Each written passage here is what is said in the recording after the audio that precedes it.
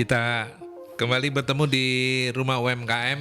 Sekian lama saya absen. Absen ya Mas Fred. Iya, apa kabar Pak Aldi? Sehat, alhamdulillah sehat. Sudah berapa pekan ini? Itu cukup berpekan-pekan ya. Tapi terima kasih Mas Freddy sudah menggantikan saya, Mbak Lucy juga. Betul. Dan kali ini senang saya bisa kembali sama Mas Freddy, dan lebih senang lagi tamu kita hari ini luar biasa. Betul. Pak Ustadz yang ganteng ya. Oh iya, beliau ini Ustadz yang handal ini. Ustadz handal. Iya ini. Hari ini sahabat Merkuri Rumah UMKM akan berbincang dari sisi yang belum pernah kita bahas sama sekali, karena yang hadir selain Ustadz, beliau juga menjadi sekarang ini menjadi kepala kampus entrepreneur dari Kepala Kampus Entrepreneur Penghafal Al-Quran Nurul Hayat. Oke. Beliau kita panggil di sini adalah Ustadz M. Syafi'i Mokhtar. Ya, dirimu derdeka benda. Apanya? Saya kalau dekat Ustadz tuh pengennya sah gitu. Lah, loh, berarti apa nih? Bukan mutin. Loh, bukan. Ini kan swarga. Ya. Lah kita ini Kambleset donyo terus. Kita sapa aja lah. Baik. Assalamualaikum Pak Ustaz. Nama beliau adalah Ustadz Assalamualaikum warahmatullahi wabarakatuh. Ya. M. Syafi'i Mokhtar. Panggilannya Syafi'i. Pak Syafi'i. Ustadz Syafi'i. Ustadz, apa kabar, sehat? Alhamdulillah sehat. Alhamdulillah Pak Ustaz ya. Oke. Kayak masih muda nih. Masih muda. Usia masih berapa muda. ini Pak Ustaz? Kelihatan muda. 25. 25 sudah di Ustaz jadi kepala kampus. Makanya jurusan surga, dirimu. Iya, tuhnya. Siapa kayak aku. Dan Oke, alhamdulillah. Alhamdulillah ya. Kali ini kita akan dengan tema ini loh yang menarik sekali. Cetak pengusaha sejak muda. Nah, kalau dilihat dari kehadiran Pak Ustadz yang sudah di usia 25 sudah menjadi kepala kampus, ini berarti memang sudah mencetak salah satu cetakan atau hasil dari kampus entrepreneur ini kayaknya. Alhamdulillah, saya juga bagian dari alumni kampus entrepreneur. Bener kan? Jadi sebagai informasi mungkin di awal kampus entrepreneur atau KEPKI ini itu sekarang sudah angkatan ke-10. Jadi ada adik kita yang tadi itu angkatan ke-10 dan saya alumni angkatan ketiga. ketiga. Oke. Keren ya. Pak Ustadz mulai mengajar.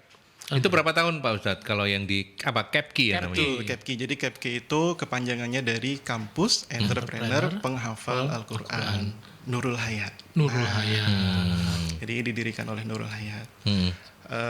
Mungkin ya seperti dari Mas tadi sampaikan bahwa sebagian besar masyarakat umum itu mengenal Nurul Hayat lebih kepada Akikoh. Iya betul ya Pak Aldi. Betul. Saya itu ketika ini ada Nurul Hayat mau talk show yang tak bayangkan kambing. Keliru tuh Pak Efren. Bawa kerengsengan. Dulu ya kan rumah UMKM ini. Iya.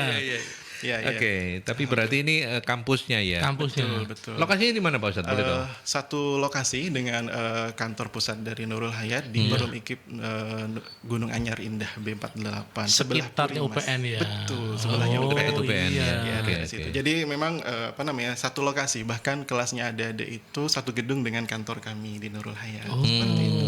Jadi dengan harapan memang adik-adik itu bisa langsung merasakan, bisa langsung melihat bagaimana proses kerja kan, karena mereka kami siapkan setelah pasca dari pendidikan KEPKI ini itu menjadi selain sebagai entrepreneur atau pengusaha, tapi sebagai profesional di bidangnya. Jadi lebih kepada kemandirian memang secara outputnya ya. betul. Nah, kita kan juga dari sahabat UMKM juga pengen tahu nih. Betul. Tadi kan kembali yang juga Pak Ustadz bilang bahwa selama ini tahunya adalah Akikoh. Sebenarnya Nurul Hayat itu seperti apa? Mungkin bisa dijabarkan lebih detail. Baik, alhamdulillah. Tadi terkait Nurul Hayat yang dikenal memang hanya akikohnya itu kayaknya memang sudah menjadi kadang personal branding atau branding. betul karena memang yang mungkin lebih dikenal, yang lebih besar adalah akikohnya. Padahal Nurul Hayat sendiri itu besar dalam tanda kutip itu secara divisi ataupun programnya itu banyak. Salah satunya kami di unit pendidikan itu sudah berkembang dan berjalan menjadi Nurul Hayat itu adalah lembaga amil zakatnya. Amil zakat. Jadi backgroundnya adalah lembaga sosial. Yeah. Dan Akikoh Nurul Hayat itu adalah unit bisnisnya dan Akikoh ini unit bisnis di Nurul Hayat sendiri itu tidak hanya Akikoh, ada juga KBIH atau travel umroh haji. Di situ ada juga Akikoh Nurul Hayat itu sendiri, dan ada juga properti. Properti apa itu? Maksudnya apa ya? Bisnis properti. Jadi Perumahan. betul. Ada perumahannya. Baru, alhamdulillah. Keren ya. Seperti itu. Motivasinya adalah dari lembaga kami sendiri itu kemandirian kembali lagi. Karena secara garis besarnya sebenarnya kan lembaga ambil zakat sendiri itu untuk gaji karyawan sebenarnya kan cukup maksudnya bisa dikeluarkan lewat zakat infak sedekah dari para donatur seperti itu ya. Tapi motivasi Nurul Hayat mengembangkan unit bisnis itu adalah untuk kemandirian. Jadi sehingga 100% zakat infak sedekah dari para donatur itu semua tersalurkan kepada mustahik seperti itu. Alhamdulillah. Kalau boleh tahu saat ini yang ada di situ adik-adik, kita bicara yang ke penghafal Quran ya, karena kalau tidak salah ada panti asuhannya ya. Iya. Ada berapa orang? Kalau panti asuhan, kami dulu panti asuhan ini kami namakan bukan panti asuhan, Mas, tapi lebih kepada pesantren anak soleh. Pesantren anak Betul. soleh. Supaya apa? Supaya mindset ya. Kamu tinggal di mana? Di panti asuhan, kan kayak kurang gimana gitu. Betul. Ketika ditanya oleh teman-temannya, kamu tinggal di mana? Di pesantren anak soleh. Dan di mana pesantren anak soleh itu memang diisi oleh atau ditempati oleh anak-anak yatim. Seperti itu. Nah, dari pesantren anak soleh ini sekarang kami berkembang menjadi unit pendidikan. Jadi sebelumnya pesantren anak soleh dalam tanda kutip panti asuhan tadi itu anak-anak itu Mas, kami didik, habis itu sekolahnya di luar. Sekolahnya di luar, jadi mereka mendapatkan pendidikan di pesantren di Nurul Hayat, tapi dia sekolahnya di luar. Kayak mungkin pendidikan secara umumnya ya? Betul, pendidikan secara umumnya di luar, seperti itu. Nah, itu memberikan efek yang lumayan sehingga kami berinisiasi untuk membangun sekolah seperti itu. Karena di pesantren mungkin kami mendidik mereka dari segi karakter, adab dan agamanya seperti itu. Tapi di luar mereka kan bertemu dengan berbagai macam teman-teman, karakter teman-teman begitu. Dan itu lumayan akhirnya membuat kami bagaimana ya caranya mendirikan sekolah seperti itu. Nah, kebetulan waktu itu kami mendirikan sekolah tidak mulai dari jenjang dasar, tidak mulai dari jenjang TK. Meskipun sekarang sudah mungkin ada lengkap dari TK sampai sekarang di KEPKI itu pasca SMA-nya. Jadi TK, SD, SMP, SMA dan KEPKI. Oh, berarti lengkap ya, mulai dari sejak dini hingga jenjang karir ya. Betul. Dan itu sekolah formal ya Pak Ustadz? Betul, formal. Dan kalau yang di segmen TK, SD itu non pesantren. Tapi kalau yang di SMP, SMA sampai KEPKI itu pesantren. Pesantren. Jadi mukim bahasanya, bukan berasrama, bukan PP. Tapi kalau yang di segmen dasar memang masih saat ini kondisinya pulang pergi. Seperti itu. Berarti teman-teman adik-adik yang tadi sempat kita ajak diskusi itu tinggal di pesantren. Betul. Dan mereka dari pesantren semuanya. KEPKI sendiri itu tidak menerima siswa dari luar, Pak Ustadz? Atau memang dari dalam sendiri? Menerima dari luar. Jadi segmennya itu bukan dari internal kami sendiri. Jadi rekrutmen dari KEPKI sendiri itu dari luar semua. Jadi secara rekrutmennya itu mulai dari usia 17 tahun sampai 21 tahun. Dan itu dari berbagai latar belakang, gak hanya dari pesantren. Jadi mungkin ada adik-adik yang lulusan SMA, SMK, MA dan sederajat itu bisa. Yang penting secara usia itu memenuhi. Range-nya antara 17 sampai 21. Kalau lama pendidikan di KEPKI sendiri berapa lama Pak? Untuk masa pendidikannya itu 1 tahun. Oh, 1 tahun. Setara D1. 1 tahun itu kami bagi menjadi 2, yaitu 6 bulan pertama mereka full pendidikan kuliah plus ngafal Quran juga. Kuliah plus ngafal Quran juga, dan di 6 bulan kedua di periode ini alhamdulillah, jadi nanti Februari adik-adik itu sudah mulai masuk di fase berikutnya, yaitu fase magang atau praktek kerja ataupun usaha. Jadi meskipun mungkin dikatakan brandingnya KEPKI sendiri itu adalah kampus entrepreneur begitu ya, tapi kami tidak fokus satu titik. tidak fokus ke satu pintu bagaimana cara mencetak anak-anak ini menjadi seorang pengusaha, tapi bagaimana mereka juga berdaya, maksudnya bisa mandiri dan profesional sesuai dengan bidangnya. Dan di KEPKI sendiri itu kan ada 5 jurusan. Yang pertama digital marketing. Nah, adik-adik kita yang sedang observasi ke sini itu adalah Ini digital marketing. Betul. Digital marketing. Digital Oke. marketing. Terus akuntansi, terus pendidikan guru PAUD, dan yang keempat itu tahfidz. Kalau untuk yang tahfidz ini itu 30 juz wajib menghafalnya, harus hatam, dan secara masa pendidikan juga berbeda. Kalau yang tadi kurang satu lagi, yang terakhir adalah administrasi perkantoran. Jadi 4 non tahfidz kami katakan mungkin ya, karena tidak harus hatam mereka menghafal 30 juz. Hanya berapa targetnya? Hanya 2 juz. Jadi hanya juz 29 dan juz 30 untuk adik-adik yang 4 jurusan tadi. Untuk jurusan yang tahfidz yang 30 juz itu wajib mereka harus hatam, selesai hafalannya 30 juz dan lancar seperti itu. Dan lancar. Berarti itu juga sama seperti sekolah-sekolah formal yang lain, ada lulus nggak lulus ya setelah setahun ya? Betul. Dan untuk lulus tidak lulus, alhamdulillah untuk di KEPKI Nurul Hayat semuanya lulus. Semuanya lulus. Betul, ya? semuanya lulus karena memang karena di pesantren mungkin sehingga di situ kami fokus pendampingannya 24 jam sehingga anak-anak juga bisa terkondisikan seperti itu. Dan secara masa pendidikan juga hanya 6 bulan. Sisanya mereka langsung terjun ke dunia kerja seperti itu.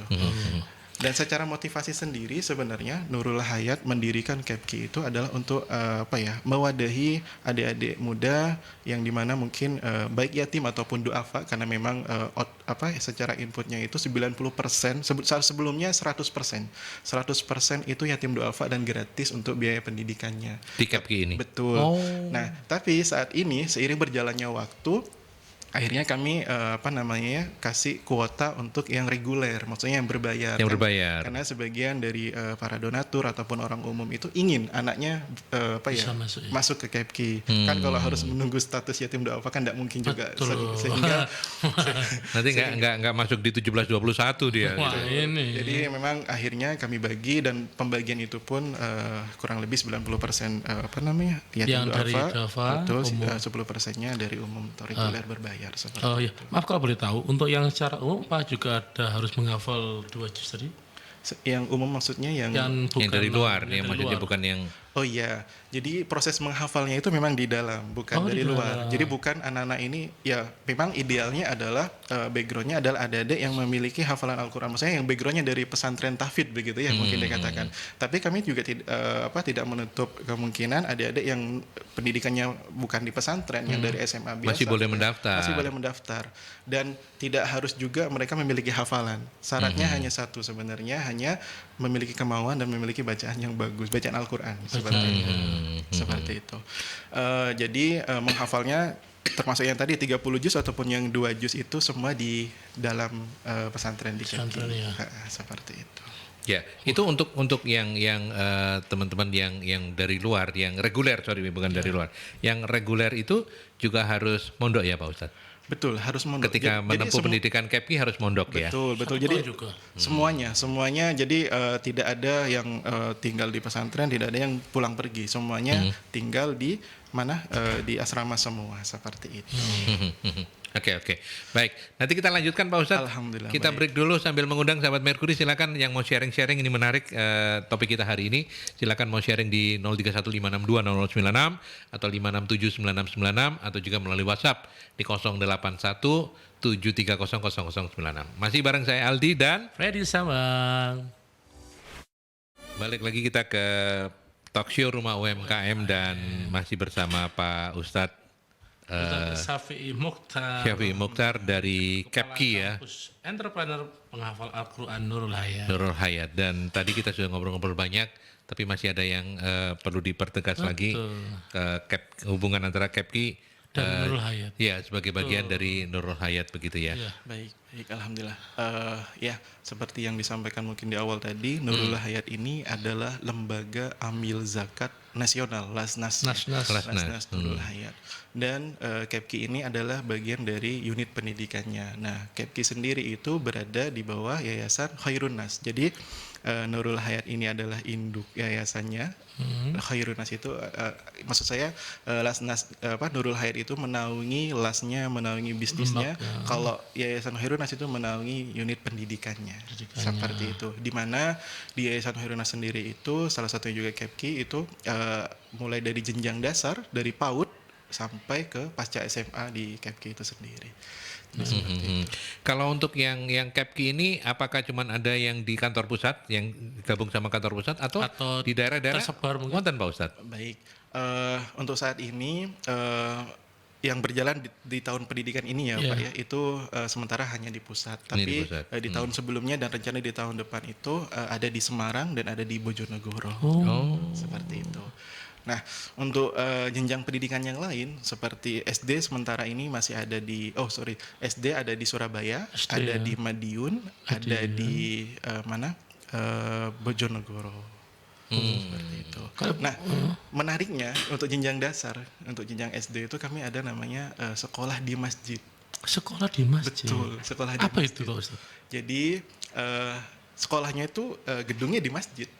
Jadi satu sama masjid? Bukan jadi satu, memang di dalam masjid. Di dalam masjid. Betul. Jadi kayak orang TPQ kalau kita belajar betul, tapi sekolah. Ini sekolah. Gitu. Itu sangat apa yang namanya ya? Mungkin tagline Nurul Hayat itu kan juga ada ono ae gitu ya.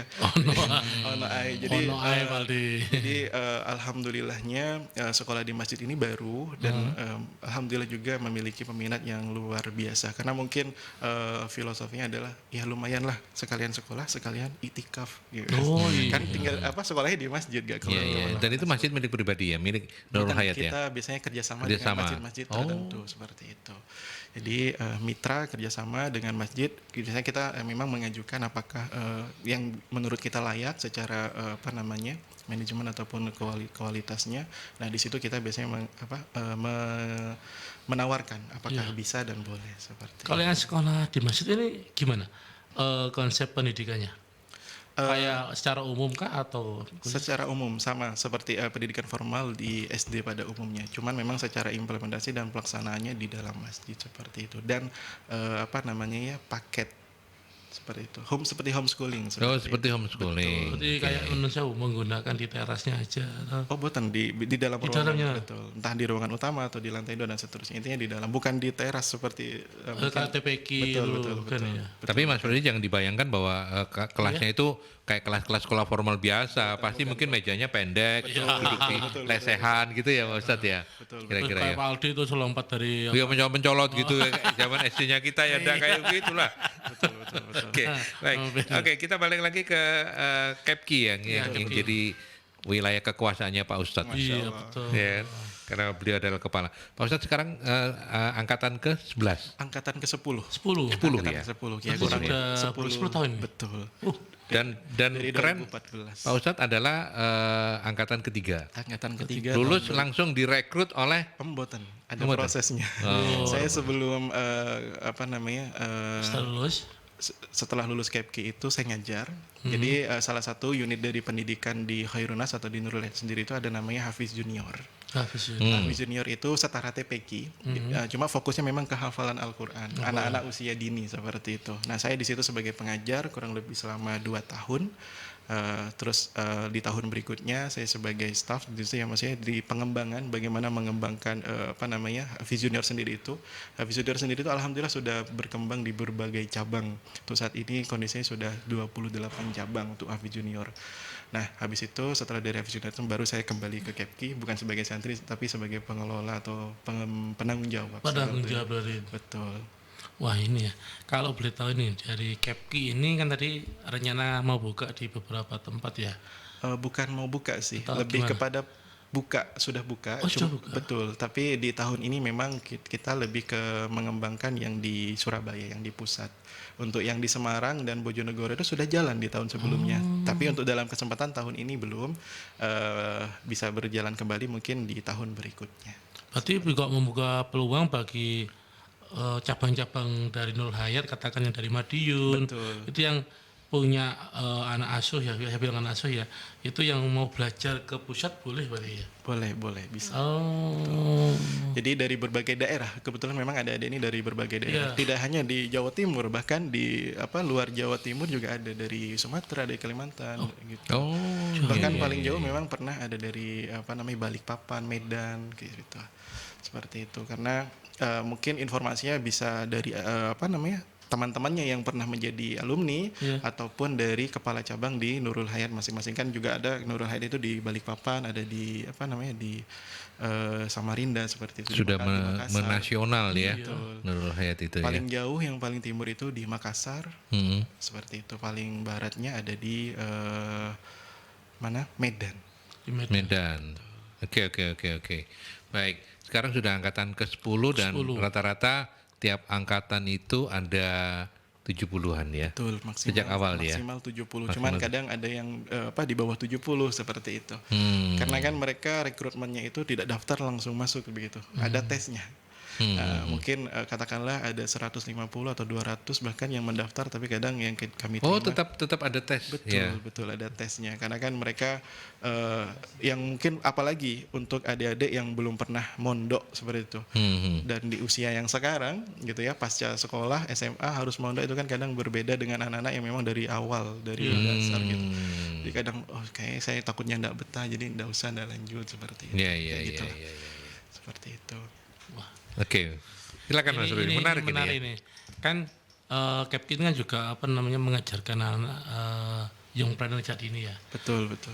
Kira-kira kita merubah image anak-anak ini kan, ya tahulah kalau anak-anak itu cita-citanya banyak tinggi.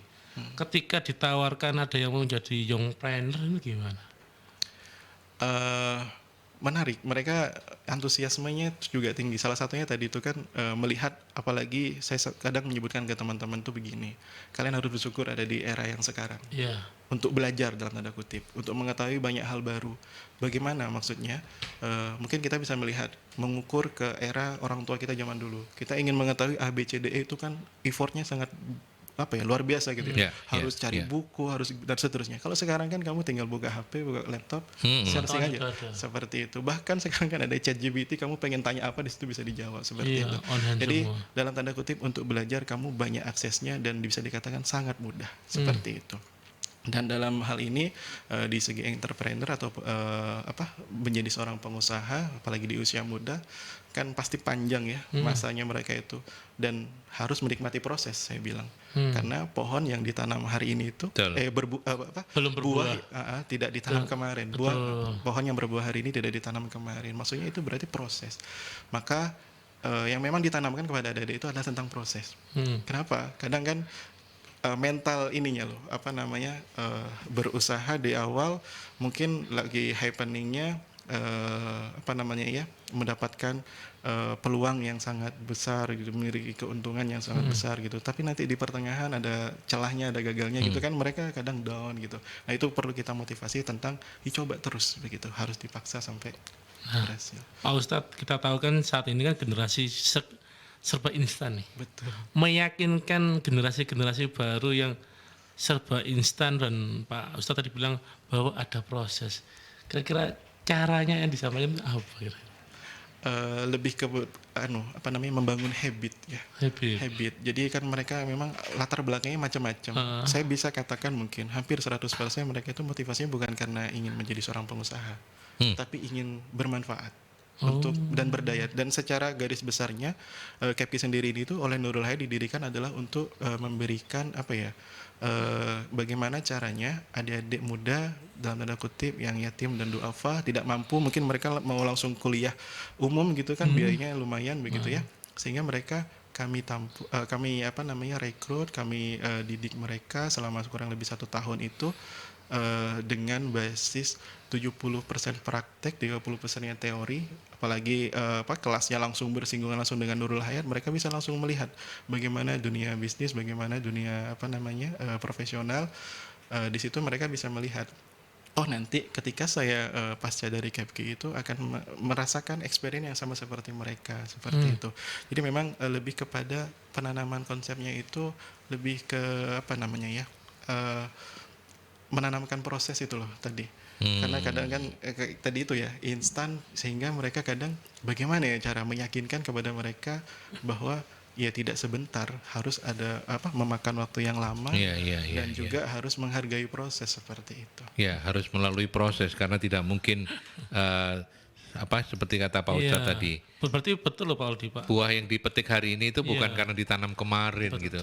Dan ini Mas Fred, kalau saya sih tertarik untuk lihat ini kan nggak gampang nih. Saya lebih curious tentang para pengajarnya ini. Strateginya kayak gimana? Ini kan penghafal Al-Quran, dan kemudian mereka di semester keduanya itu diajak juga untuk menjadi young trainer.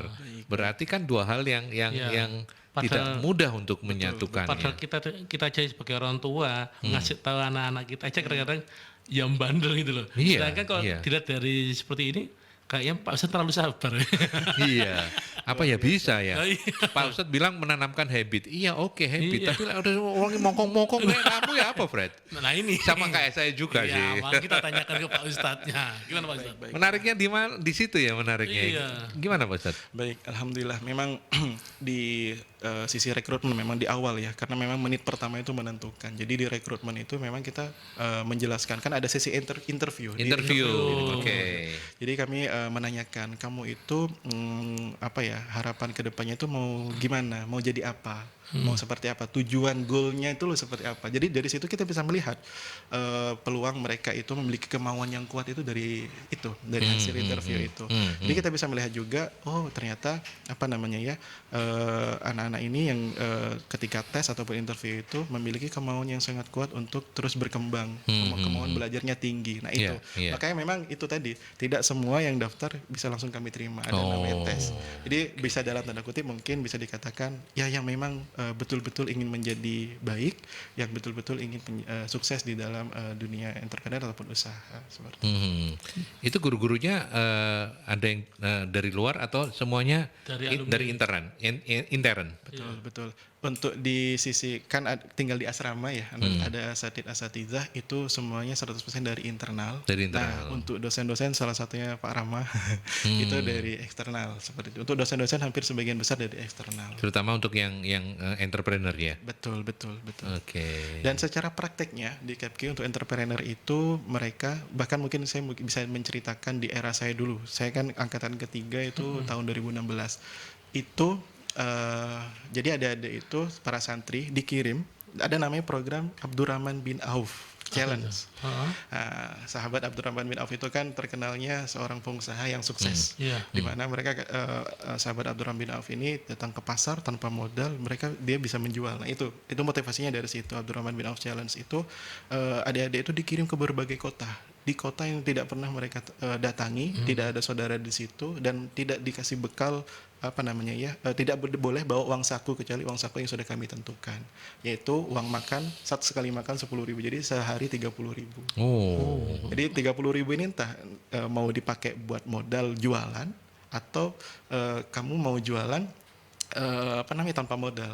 Pengalaman saya dulu dikirim ke Tangsel, Tangerang Selatan. Itu di Tangerang Selatan pengalaman yang uniknya itu saya waktu itu jualan donat dengan bermodal KTP, karena kan tidak boleh bukan tidak boleh, terserah, silahkan olah uang yang kamu pegang itu sebaik mungkin. Bagaimana caranya kamu pulang ke Surabaya dapat income, ada keuntungan seperti itu. Jadi pertama kali dari stasiun Pasar Senen nyampe ke Tangsel itu langsung jualan, datang ke pasar. Kita waktu itu saya memberikan KTP untuk jadi jaminan. Saya menjualkan donat waktu itu alhamdulillah kurang dari 3 jam habis ludes. Akhirnya tapi nggak produksi sendiri ya? Nggak produksi sendiri. Jadi ini lucunya itu ketika kami jaminan KTP tanpa modal gitu ya, untung akhirnya kan pede gitu ya. Uang makan plus keuntungan kita jadikan satu, dan itu kita jadikan modal untuk kulakan gitu ya. Kulaan. Ternyata kejadiannya malah sebaliknya, tidak sesuai dengan ekspektasi, malah tidak laku. Sehingga sehari itu kita makan donat, tidak makan nasi. Gitu. Jadi contoh loh ya. Jadi makan memang, donat setiap seharian. Bisa dikatakan peluang itu ada, tapi kita harus bijak mengambil langkah seperti itu. Ya mungkin namanya juga masih anak muda ya, pengalaman pertama dapat uang keuntungan tanpa modal sehingga pede uang yang ada buat makan sehari itu dipakai semua dipakai buat kulaan makan. semua Sehingga ya dengan harapan untungnya lebih gede kan Betul, kalau laku betul. produk sendiri gitu kan. Ternyata. Nggak cuman ternyata boncos. Tidak apa ya, yang laku mungkin 1-2 biji sehingga mau nggak mau ya kita Seharian makan donat ya. Seperti Tapi Pak Ustadz pola-pola seperti ini masih diimplementasikan sampai sekarang. Untuk sementara memang dari mulai angkatan keempat terakhir kurang lebih itu sudah tidak diterapkan karena berbagai evaluasi. Salah satunya mungkin anak-anak ada kan, apalagi sekarang Gen Z ya, mungkin secara implementasinya kurang sehingga kami mengganti ke sisi yang lain, yaitu tetap entrepreneur, tetap jualan tapi di asrama, maksudnya dalam periode tertentu. Tidak dikirim keluar kota. Nggak dilepas ya? Betul. Iya, karena memang ada kekhawatiran kondisi kan seperti sekarang ini begitu lah ya. Sekarang bayangin Gensi kasih 30.000 dilepas. Terus ngapain? Ayo, cong amen deh nongol. Iya, betul. Kapal PP. Ya wes kita ke iklan dulu kalau gitu ya. Nanti kita lanjutkan kembali. Oke, kita nambah mikrofon karena ada adik-adik dari mahasiswinya Pak Ustadz Syafiq. Syafiq siapa? Syafiq. Kok Syafiq? Silakan. Dua perwakilan dari mahasiswinya KEPKI ya. Dari KEPKI Nurul Hayat. Entrepreneur Al-Quran. Ada siapa ini? Ada siapa ini? Silakan duduk di tengah. Duduk. Ya. Atau nggak usah duduk deh, biar gampang. Ya. Mikrofonnya bergantian. Saya juga berdiri kok. Iya. Siap-siap. Silakan. Oh, pastornya juga berdiri. Yang pertama siapa nih? Kenalkan dulu siapa ini namanya? Halo, perkenalkan nama saya Faradina Nuraini dari kampus Entrepreneur Penghafal Quran jurusan Digital Marketing. Panggilannya Nur Aini. Panggilannya Dilan. Dila. Oh, Dila. Oh, Nur Aini ya. Panjangan, Fred. Ya, Mbak Dila. Oke, satu lagi siapa? Kalau saya perkenalkan nama saya Safinal Makaromah, biasa dipanggil Evi. Evi. Evi. Oke. Silakan Mas Oke. Freddy, apa yang mau ditanya-tanya ke Mbak mereka Evi, ini? ini berarti angkatan keberapa ini? Angkatan ke-10. 10. Ke 10. Nah, tadi kan kita sudah tour ya ke beberapa di Mercury ya. Terus juga bertanya ke Pak Aldi ya. Nah, kira-kira apa yang bisa didapat setelah tadi? Waduh, kegiatan di sini tuh seru-seru banget ya. Apa aja? Banyak banget pelajaran baru yang sebelumnya belum saya dapatkan. Hah? Nah, sekarang saya dapatkan nih di sini. Contohnya. Contohnya gimana caranya untuk siaran di radio. Ya. Tadinya kan kita cuma hanya dengar aja Ya. tuh. Entah itu di mobil, entah itu di rumah. Kita hanya dengar suaranya aja. Tapi sekarang, wah lihat nih gimana proses pengambilannya. Ya. Lalu medianya seperti apa, begitu. Kalau dari Mbak Evi? Sama, saya juga merasa Nggak boleh nyontohan. Enggak boleh, saya doang. juga merasa punya banyak pandangan baru ya. Ya. Apalagi tadi udah ketemu sama salah satu idola. Siapa? Yang mana Tuh nih? Kak Dibi yang Ya, Dibi. yang siaran di DJFM. Oh ya. Oke. Ternyata ada fan-nya. Kak, ketemu idola Kak Freddy dari Mercury Oh, FM. iya ini. Oh iya dong. Oh, Freddy Sambang ini. Iya. Tapi Mbak siapa? Mbak Dila sama Evi. Evi, apa yang bisa Anda ceritakan ya setelah ini kan semester pertama ya, bentar lagi masuk Semester kedua. semester Oh, kedua ya. Udah kedua nih, belum kan ya? Februari. Kan baru Februari. kedua ya. Nah, apa asiknya, apa enaknya Belajar belajar di KEPKI. KEPKI? Ayo, nggak boleh nyontoh, harus beda. Ayo. Dila dulu deh, apa Dila? Ya. Baik, kalau dari Dilan sendiri nih ya, Ya. tadinya saya masuk di KEPKI itu ibarat tong kosong tuh, bunyinya nyaring banget kan. Oh, dari slang kayaknya. Iya, gitu. Ya, lanjut. Nah, setelah kita dapat penggemblengan, dapat ilmu banyak Ya. banget di KEPKI, nggak hanya ilmu entrepreneur, ilmu hafal Quran. Jadi antara dunia dan akhirat itu balance gitu. Nah, Ya betul. Masya Ketika ngomong dunia dan akhirat itu balance, menghadapnya ke Freddy. Itu sebagai untuk Cambukan aku buat di sini. saya. Ya, terus. gimana nih? Nah, untuk nantinya setelah kita keluar di KEPKI itu kita seperti tong yang udah terisi penuh, udah berat. Bahkan kalau misalnya tong itu diisi air, itu tong itu airnya sampai meluber, Meluber. nggak cukup gitu. Jadi artinya Anda excited banget Iya, ya bener berkuliah di banget. KEPKI. Bahkan sekarang udah tongnya udah Sudah separuh terisi. terisi Pak Ustadz, karena tinggal semester keduanya nanti. Kalau Dari Eni, Evi. siapa namanya? Evi. Evi. Kalau dari saya Nuraini. sendiri ceritanya itu kan awalnya memang sebelumnya milihnya ke Politeknik Negeri ya, Nah. tapi akhirnya orang tua lebih mengarahkan untuk belajar di KEPKI KEPKI, ini untuk sambil belajar entrepreneur juga belajar ilmu Al-Quran. Jadi sekiranya itu bisa balance begitu. Dan alhamdulillah yang saya dapatkan itu banyak, terutama di pendidikan karakter gitu. Mm-mm. Apalagi di sana itu saya merasa sejuk banget gitu ada di sana semuanya. Dulunya bandel ya. Bisa dibilang begitu. Oh, Ketika Nakal lagi. pantesan pelem kumtek. Sekarang udah enggak ya? alhamdulillah gitu ubudiahnya terjaga gitu. Alhamdulillah. Terus ilmu duniawinya juga dapet gitu. Alhamdulillah. Jadi paket komplit bagi saya. Paket komplit. Paket komplit. Nah. By the way kan semester kedua nanti kalian akan banyak Magang ya? magang ya. Kalau udah punya rencana belum? Mulai dari Mbak siapa? Evi. Evi dulu. Evi nanti magangnya apa? Emang udah siap jadi entrepreneur atau apa nanti planningnya? Rencananya apa nanti? Kalau untuk magang saya sih siap di mana saja ya. Tapi kalau dari saya pribadi saya pengennya di dunia media digital sesuai dengan jurusan yang saya ambil gitu. Oke. Nggak pengen punya produk sendiri, ntar dikontenin sendiri gitu. Mungkin nanti. Nanti ya, magang dulu lah ya, Magang gitu ya. experience dulu. Oke, kalau Dila, Gila. Kalau saya sendiri karena saya lebih basically-nya ke public speaking ya untuk Public berbicara. Oh, public speaking. MC pasti habis ini. Bisa jadi penyiar juga. pengen jadi penyiar ya. Iya, pengennya seperti itu. Saya pengennya masuk ke broadcast kayak gitu-gitu. Oh.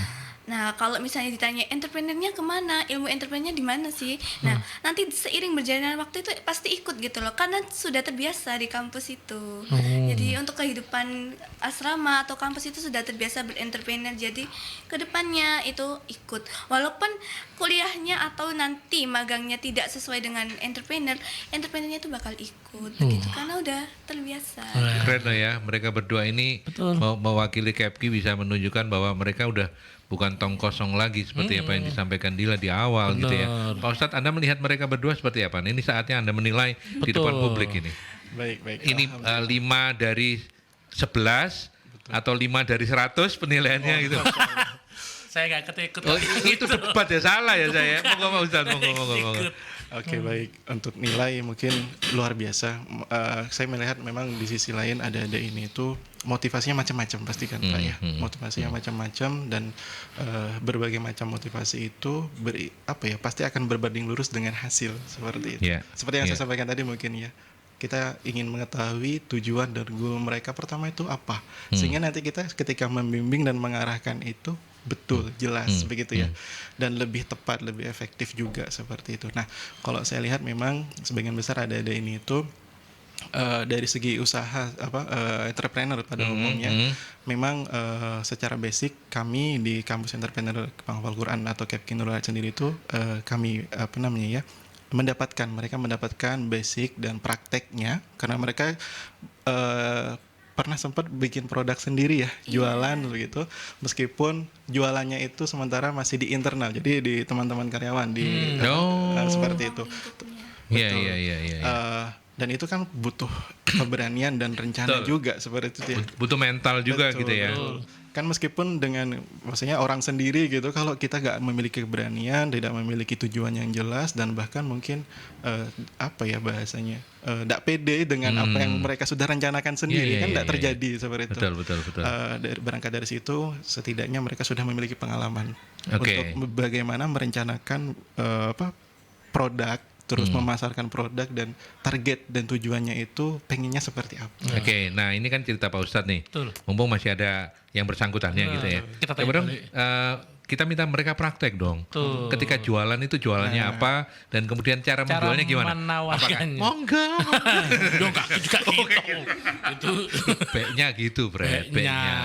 Kita mulai dulu dari waktu Dila. Dila waktu itu prakteknya praktek jualannya apa apa jualan? dan kemudian apa yang membuat Anda jadi pede dan sukses ya mereka berjualan ya. Alhamdulillah sukses. Iya.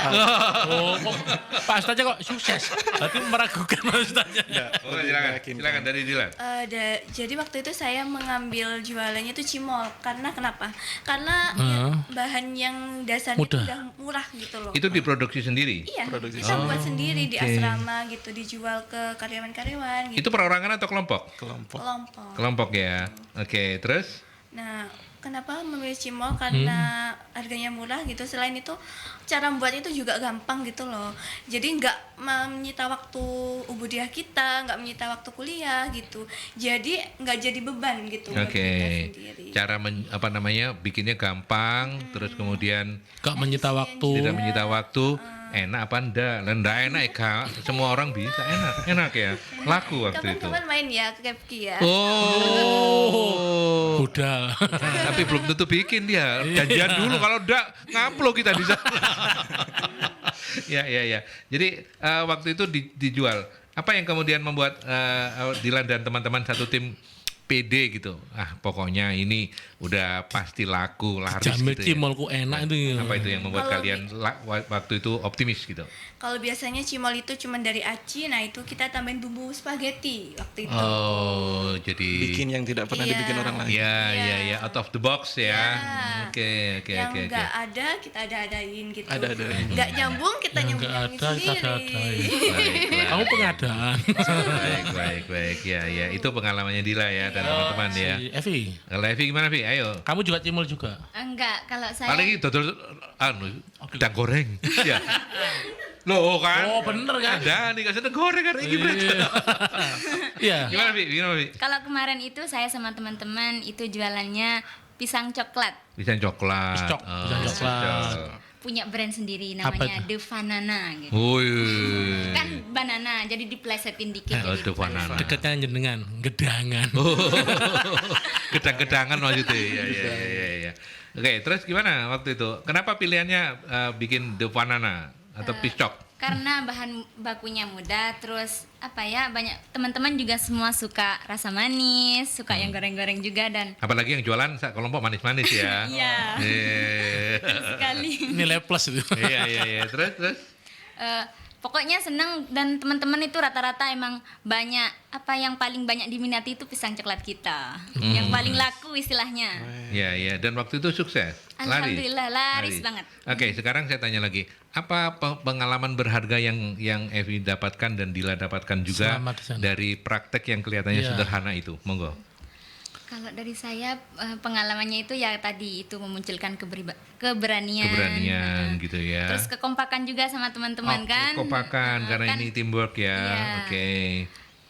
Terus apalagi ya itu caranya marketing gitu. Caranya marketing. Kita kan marketingnya nggak cuma di offline aja, maksudnya Iya. dari teman ke teman, tapi kita juga ada online juga. Oh, ada online. Iya. Dan apa namanya itu kan dikasih modal nih sama Pak Kepala Sekolah ya? Iya. Ya dikasih modal. Terus kemudian kan kalau laris itu kan berarti ada untungnya. Iya. Seneng nggak dapat untung itu? Seneng banget. Seneng banget ya. Dipakai untuk apa? Hura-hura. Enggak. Murah. Selamatan. Ribet. Keselamatan. Ribet. Oh, Sebagai ribet. beli tumpang. Pak Rama dong ya. Tapi seneng ya, seneng banget ya. Seneng Bisa banget. ternyata aku juga bisa menghasilkan uang sendiri loh. Iya, Bisa- gak nyangka gitu. Iya. Dari jualan yang istilahnya ecek-ecek gitu, ternyata dapat gitu, seneng banget. Iya. Oke, mudah-mudahan Pak Ustadz pengalaman itu yang kemudian membuat- terinternalisasi ke iya. mereka sehingga young trainer Trainer mereka ini. ini nggak akan hilang sampai setelah mereka lulus gitu ya. Tapi Dila cerita dulu dong, gimana perasaanmu ketika itu? Selain tadi dapat upselling, cross-selling satu yang saya dapatkan time management. Time Wow. management, wow. Waktu itu kan kelompok ya. Iya. Cara pembagiannya gimana? Pembagian kerjanya? Bukan pembagian kerja sih, lebih ke kayak pembagian waktu. Kita kan Ah. sibuk ya. Ya itu. Sibuk ke kampus, belum lagi ubudiah, belum lagi waktu buat Oh jadi praktek itu tetap kuliah berjalan Pak Ustadz ya? Ngafalnya juga masih Iya, jalan. hari-hari biasa gitu. Super Oke. produktif mereka ini, Pak. Iya. Gimana caranya kita ngasih waktu luangnya itu untuk entrepreneur kayak gitu. Selain di samping itu kita juga ngafalin Quran ya kalau waktu luang gitu. Iya. Tuh, selain upselling, cross-selling, time management juga. Jadi kayak misalnya kalau orang di luar sana itu melihat kita itu kayak oh bisa dalam segala hal gitu loh. Ya, mereka belajar juga tentang multitasking ya, Betul. bagaimana kemudian time management tadi itu Benar. mengatur waktu dengan baik. Iya. Kapan dia harus hafalin belajar, Al-Qur'an gitu, harus ke kampus gitu ke ya. kampus dan kemudian bikin cimol tadi itu yang Iya. dijanjikan untuk bisa diicip-icip Coba, oleh Mas Freddy betul. sama Aldi gitu Nanti ya. kita icip-icip ke sana aja ya. Iya, iya, Langsung iya. aja deh. Yang enak loh ya. Piscok muadan dah. Nanti habis. Nah kalau ke sana coba cimol tuh masuk angin kita. Iya, iya, iya. Oke, Wow, beres, keren. beres. Nah, Oke. kalau boleh tahu dari kan juga penghafal Quran ya. Sekarang sudah berapa juz? Boleh dong. Ya gimana. Ayo. Alhamdulillah 30. sudah lebih dari 1. Karena sesuai target tadi, kan ada yang non tafid begitu ya, jurusan Oh iya cuma 2. dua. 2930. PTW 5 kalau saya. Oh, tuh ini mau udah. Masya Allah, Dari lima. target 2 juz itu memang ada yang bisa melampaui itu. Iya. Evi, oke. Kalau Dila. Bismillah ya. 2. Dendekan ae lek dilai iki pokoke. Enggak, ya dukur-dukuran toh. Ya wes. Tapi whatever anak-anak ya. Ini anak-anak kita ini bukan adik-adik kita nih. Benar. Whatever anak-anak tetap semangat Betul. dengan apa yang sudah kalian pilih, percayalah tidak akan pernah ada rencana Tuhan yang buruk. Betul. Tuhan hanya menginginkan kalian lebih teguh pada pilihan yang sudah Anda lakukan gitu ya. Mau sampaikan apa salamnya ini? Ya, buat teman-teman Untuk para kan- young trainer ini. Iya, untuk yang trainer yang ini kan nanti diupload nih di Ya. YouTube. Nah, untuk Menjadi motivasi young trainer ini gimana nih? untuk anak-anak seusia Anda dari pengalaman belajar di Kepki di semester Ya. 1 yang udah kasih kesempatan jualan satu-satu. Evi dulu. Nggak boleh kembar. Kalau dari saya punya satu quote dan ini apa ya, saya selalu jadiin motivasi buat saya dari Mahatma Gandhi. Hmm. Oh, apa itu? Kata-katanya itu, what we do in the present is depend on what we do in the present depends on what we do in the future nantinya. Oke. Apa Ya, yang kita ya, ya. lakukan sekarang itu nantinya akan Kedepannya. jadi ya dan itu benar seperti yang saya bilang tadi ya. Iya. Mudah-mudahan ini terinternalisasi Ya. dan ini kemudian menjadi bekal yang luar biasa ketika nanti Anda sudah lulus dari Kepki. Ya, Dila. Kalau dari saya, kalian generasi muda, young trainer itu, kalian itu penentu generasi selanjutnya. Gimana kalian bisa melakukan perubahan, berani melakukan perubahan itu bakal berdampak juga untuk ke generasi selanjutnya begitu. Jadi kalau misalnya berbuat sesuatu jangan ragu, ayo berani, ayo misalnya kalau kalian punya niat, oh aku pengen nih jualan apa atau punya niat entrepreneur, lakuin sekarang, jangan sampai terlambat. Ya oke, kita mau minta closing statementnya dari Pak Kepala Sekolah, tapi masih ada adik-adik di sana. Yuk kita in frame yuk, kelihatan sambil mendengarkan fatwa terakhir, bukan terakhir ya, terakhir mendengarkan closing statement dari ini. Ayo silakan. Supaya kita memilih cuma 2 karena memang waktu kita terbatas sekali. Tapi adik-adik ini juga Pak Ustadz ya, Iya. tidak kalah juga dari dan mereka semua adalah benar semua ini. harapan anak-anak muda. Mana yang sekolah semuanya harus di sini. Iya. Yang cowok 1 Pak Ustadz. Iya betul. Ayo ikut. Amir. Nah, namanya siapa? Amir siapa? Oh Bu, siapa? Fakih. Faki. Kok Amir?